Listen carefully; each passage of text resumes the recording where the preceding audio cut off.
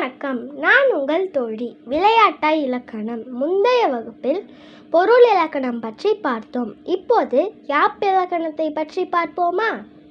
யாப்பு என்றால் கட்டுதல் என்று பொருள். செய்யுளுக்குரிய உறுப்புகளை பற்றி விளக்குவதே யாப்பிலக்கணம் ஆகும். யாப்பின் உறுப்புகள் 6 வகைப்படும். அவை எழுத்து, அசை, சீர், தலை, அடி, தொடை என்பன. எழுத்து 3 வகைப்படும். அவை குறில், நெடில், மெய்யெழுத்து அல்லது ஒற்றெழுத்து. எழுத்து வரி வடிவமாகவும் ஒளி வடிவமாகவும் எழுதப்படும். அசை ஓர் எழுத்தோ ஒன்றுக்கு மேற்பட்ட எழுத்துக்கள் சேர்ந்து வருவது அசை எனப்படும். அசை 2 வகைப்படும். அவை நேரசை, நிறையசை என்பன.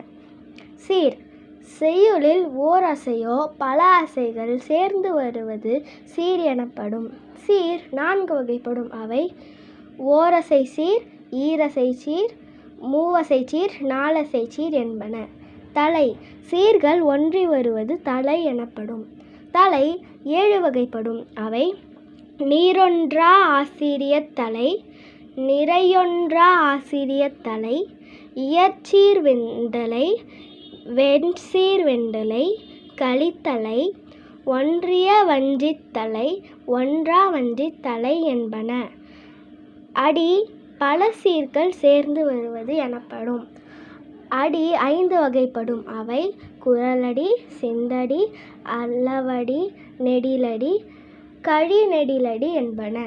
தொடை தொடை என்றால் தொடக்கப்படுவது. தொடை 8 வகைப்படும். அவை மோனை, எதுகை, முரண், இயைபு, அளபடை, அந்தாதி, இரட்டை தொடை, செந்தொடை என்பன. இன்றைய கேள்விகள். யாப்பின் உறுப்புகள் யாவை? 2வது கேள்வி. சீர் எத்தனை வகைப்படும்? உங்கள் பதில்களை கமெண்ட்ஸில் சொல்லுங்கள். அப்படியே நம்ம சேனலுக்கு சப்ஸ்கிரைப் பண்ணிடுங்க. அடி இலக்கணம் பற்றி அடுத்த வகுப்பில் பார்ப்போம். நன்றி.